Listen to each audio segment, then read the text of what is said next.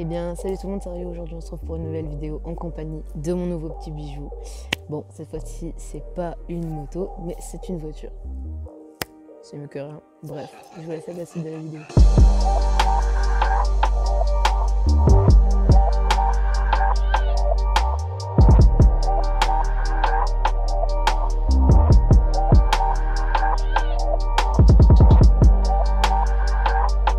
Donc, la Clio 5 qui est à peu près pareil que la Clio 4. Les petites choses qui changent, c'est surtout l'intérieur qui est assez différent. Et la forme de l'arrière aussi qui est assez différent. Ah, bon, la voiture se ferme. Donc la voiture, l'aileron arrière est quand même assez différent que la Clio 5. Donc pour ceux qui savent, la différence avec la Clio 5 et la Clio 4, c'est assez le design extérieur qui change. Je vous mettrai une photo de la Clio 5, la Clio 4 pardon, pour vous montrer un peu la différence. Donc la Clio 5 est quand même assez différente, l'extérieur et l'intérieur. L'extérieur est quand même fort sympathique. Franchement sur ça, j'aime beaucoup. L'arrière de la voiture est complètement différente de la Clio 4 ou même la Clio 3. Hein. C'est vraiment un nouveau design. Même les petites portières à l'arrière. Je vous avoue, quand je l'ai acheté, je me demandais où elle était la poignée, mais elle est ici et franchement ça se fond hyper bien dans le décor de l'extérieur.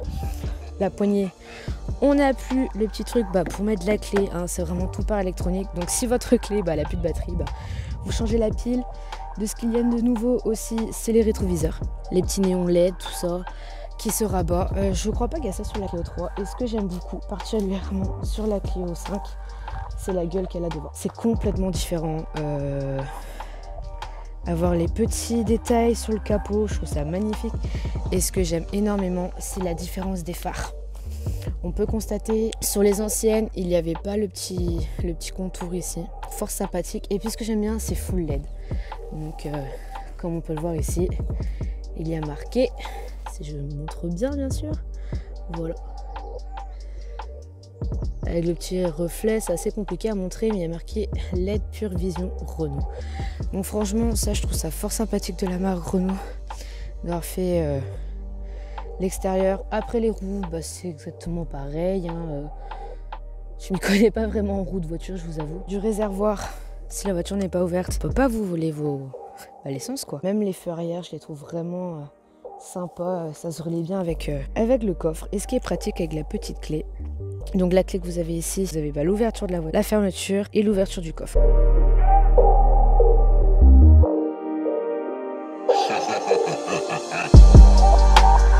Ce qui change aussi des autres voitures, c'est l'espace du coffre.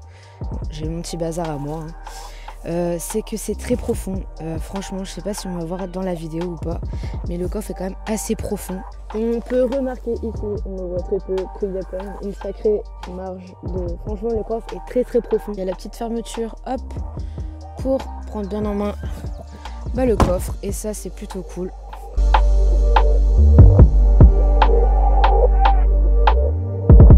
Il y a la trappe de l'essence et il y a la trappe d'AdBlue. Ceux qui se posent la question, je tourne au diesel.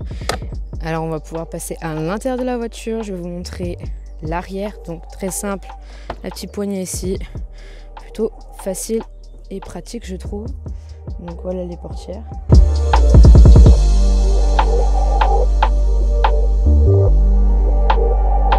Donc l'intérieur, ce que j'aime beaucoup, c'est les sièges. Petit détail qu'il y a sur les sièges, je trouve ça magnifique. Enlever les sièges arrière, c'est très simple aussi.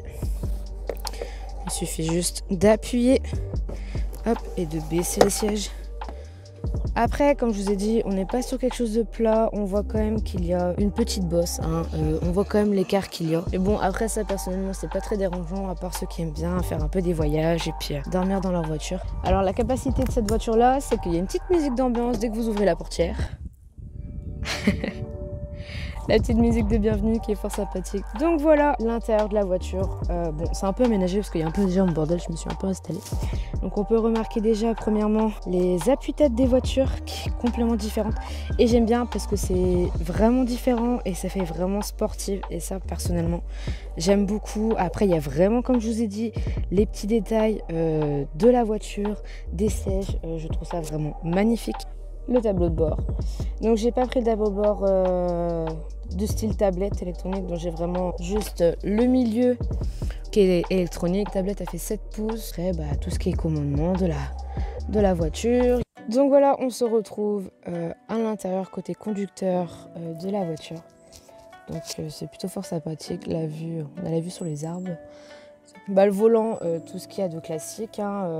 Le petit détail ici chromé qui est vachement fort sympathique. Le volant est très très doux. Après ici nous avons les petites touches, donc limiteur, régulateur, les plus, les moins. Après nous avons les appels ici. Ici les deux petites flèches, c'est pour changer sur mon tableau de bord. Donc savoir un peu les kilomètres, les choses comme ça. Mais je laisse souvent sur kilomètres comme ça, moi je sais à combien je roule. Après on peut savoir ici aussi avec les aiguilles. Puis, Donc pour revenir sur la fameuse tablette, donc vous pouvez voir, il y a assez de choses. Il y a mon prénom parce qu'on peut personnaliser sur ça. Donc il y a le bouton éteindre si on veut fermer, les applications. Là c'est pour revenir au menu principal. Nous avons les réglages donc de la voiture, donc aide à la conduite. En gros ça c'est un moyen qu'ils ont mis en place et personnellement je trouve ça cool. Imaginons je dépasse les lignes blanches, les vibrations de mon volant vont me dire en fait que je suis trop proche de la ligne. Donc sur ça c'est plutôt bien. Donc moi personnellement j'ai mis en faible parce que j'ai testé et ça vibre, même en faible ça vibre vraiment pas mal. Après les distanciations, il n'y aura pas, mais ici en fait vous avez une petite voiture qui s'affiche avec une couleur verte, orange et rouge. Verte c'est comme il y a assez de distance, après rouge ça commence à être just. C'est même très just même. Et orange, plus basique. Après les signalisations jusqu'à 90 km/h et puis le freinage d'urgence comme on dit. Pour ce qui est de l'aide au parking, moi j'ai juste l'arrière de la voiture. Vous pouvez avoir tout le contour de la voiture si vous voulez. Mais moi j'ai pris vraiment que l'arrière de la voiture. Après le son, vous avez différents types de sons. Donc le volume, je l'ai mis à 3, c'est quand même assez fort. Je vais vous faire écouter les types. Donc il y a le premier type.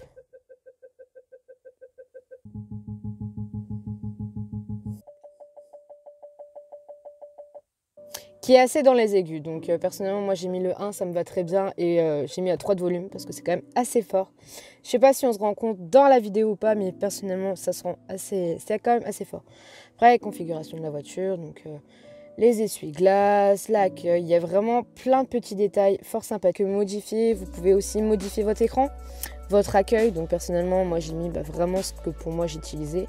Après si vous voulez mettre, imaginons, je sais pas, hop, en plus petit, navigation, allez, je sais pas, l'horloge, hop, vous restez appuyé dessus et vous mettez dessus. Normalement, je crois que ça ne marchera pas parce qu'il est trop grand.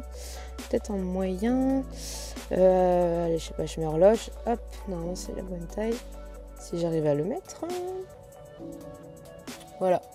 Et par la suite, si vous faites écran de cueil, hop, vous aurez la date, l'heure, vous avez vraiment... C'est plein de petits détails comme ça que Renault a mis en place et que j'aime bien.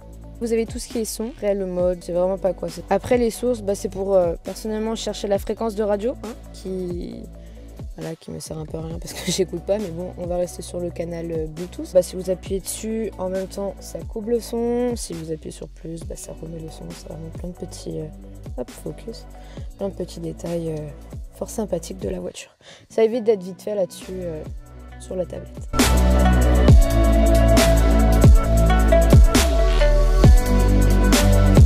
Donc ici par la suite, nous avons, alors ici on peut rentrer 2 clés USB. Je n'ai pas encore testé, mais à ce que j'ai vu, on peut regarder des vidéos et photos via la tablette, via la boîte de vitesse. Alors personnellement pour moi c'est vraiment tout nouveau. Avant j'étais que sur une 5 vitesses, là je suis sur une 6 vitesses. C'est juste après une question d'habitude, tout ça, il n'y a pas de souci. Le frein à main, alors c'est vraiment tout nouveau pour moi parce que moi le frein à main j'avais l'habitude qu'il soit là. Mais le frein à main est vraiment plutôt côté passager. Après il y a quand même pas mal de petits rangements, ici un petit truc, ici pour les gobelets. Puis après il y a un peu tout mon trafic ici, mais voilà. Si on appuie dessus, les rétroviseurs se ferment. Imaginons, voilà, vous voyez pendant que vous êtes en route quelque chose assez d'étroit, vous pouvez vite fait remettre vos rétroviseurs fermés, puis après les remettre en route.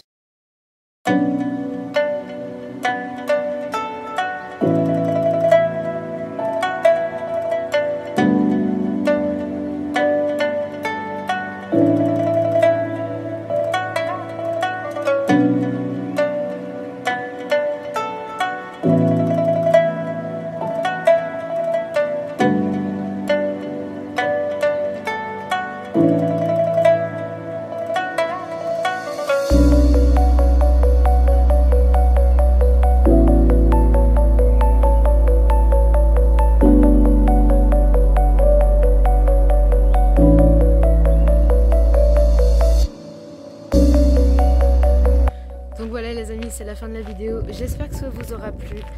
Bon, j'ai essayé de présenter ma voiture comme je pouvais. J'ai pas fait non plus ça en mode folichon. J'ai vraiment essayé de faire ça comme je pouvais en espérant que ça vous plaise. Bref, voilà, c'est sur une fin de vidéo, une petite balade à côté du château de chez moi. Bref, en espérant que ça vous a plu et puis à la prochaine. Peace.